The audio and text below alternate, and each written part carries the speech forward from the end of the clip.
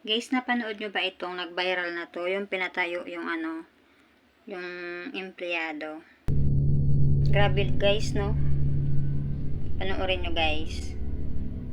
Viral ang isang miyembro ng LGBT dahil sa pagpapatayo nito ng 2 oras sa isang empleyado ng Yulis Ayala Center sa Cebu na nakapared rest. Sa Facebook post ni John Calderon, inaabot ng pagkundina ang nasabing miyembro ng LGBT na nakilalang si Jude Bacalso, isang Cebu-based writer dahil sa ginawa nitong parusa sa isang waiter ng Yulis. Sa post ni John, sinabi nito na nangyari ang insidente noong July 21, 2024, bandang alas 6 ng gabi kung saan napansin niya raw ang nasabing sitwasyon habang naglalakad-lakad sila ng kanyang nanay ng bandang alas 4 ng hapon. Pababa raw sila ng elevator nang mapansin nila ang nasabing eksena. Sinabi nito na nagalit umano ang LGBT member na si Jude dahil inadres ito ng staff ng SER. Buong akala niya raw talaga ay owner ng Yulis ang gay na si Jude at may dinidiscuss lang ito sa kanyang empleyado kaya't hindi niya ito pinansin at nagpatuloy sila sa paglalakad ng kanyang ina.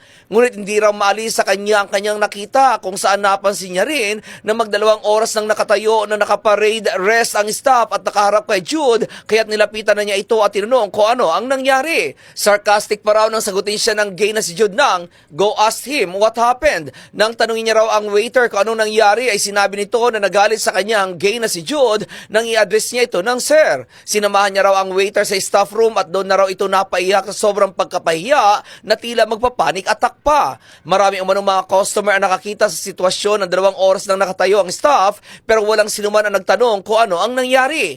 Ang trending po ito sa social media and sa TikTok.